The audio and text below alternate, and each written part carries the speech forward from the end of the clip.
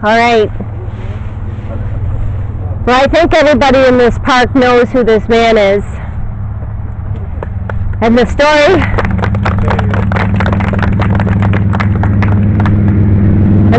I'm about to tell is his story, not mine. I just typed it for him. His voice is a little weak today because he's been too busy loving his wife for all day and being humble and being the servant that he's been called to be. So these are Tony LaPorte's words and this is how it happened. Narcisse Cantin met Brother Andre in Montreal on Mount Royal. They realized they both had a very strong devotion to St. Joseph, and Narcisse offered to have him stay in St. Joseph here to get a little rest from his work in Montreal because he was exhausted from long days of praying with people.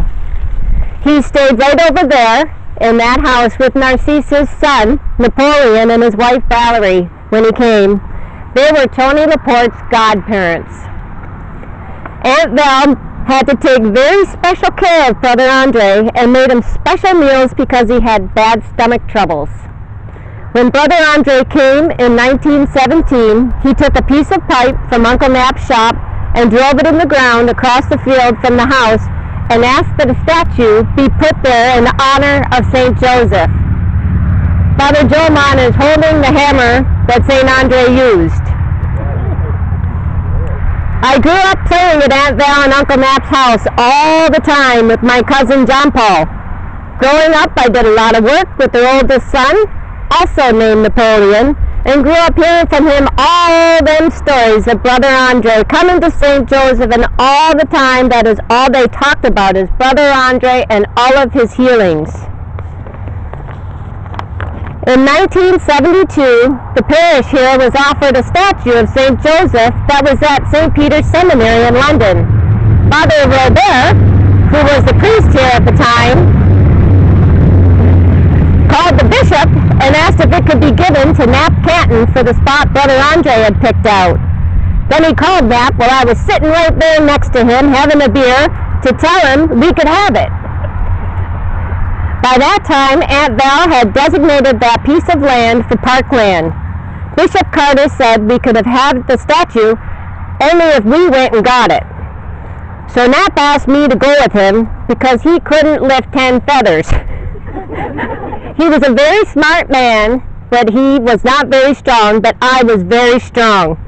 So I picked Knapp up in my pickup truck, and he had blankets and rope and planks and an old cart from the shop at Aunt Val's house and all kinds of stuff.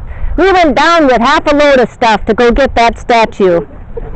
We got there and we got the statue out, no problem, except when we came out, we didn't know how we were going to get it on the truck because the tail end was so high up. So we had to dig a hole and back the truck into the hole to get the back end low enough to get the cart on.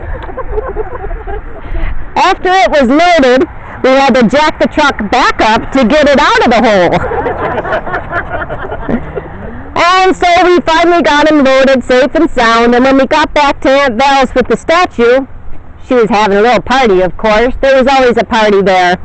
So we had lots of help unloading the statue into the shop till the spot was ready right here for it, where you see it right now. I had a friend, his name was Irving Schneider. He was a big, strong man full of muscle, and he also had a Massey Ferguson tractor and lots of muscle, so that was very helpful. He helped me get that statue in place where it is right now. So this is how the Memorial Park began, and it was actually 50 years ago this month, around this time, October 17th, that this statue went into place. Then Joan Karstens came to our area and was instrumental in forming the St. Joseph Historical Society, and she somehow took care of all the financial stuff that we needed to get the park with all the walkways like it is today. Later on, John Paul, my friend, wanted a statue of Brother Andre in the park too, so we bought a stone, and I took him to meet my friend Frank Moore, who lived in the area. John Paul never met him, and he looked at some of his work. He said, yeah, he'll do. He does good stuff. So Frank Moore, a local artist, made this statue of Brother Andre that's here today. We knew that we really needed Brother Andre in the park with St. Joseph. And the hands of this statue are molded from this man's hard-working hands. And that's the story. That's the story. Did I do it okay? You did well. I don't know. This is the best storyteller I ever met in my life. I hope I did you proud. Oh, you did. You want to say a few words? No, I'm very thankful for everything. And, well, I don't know.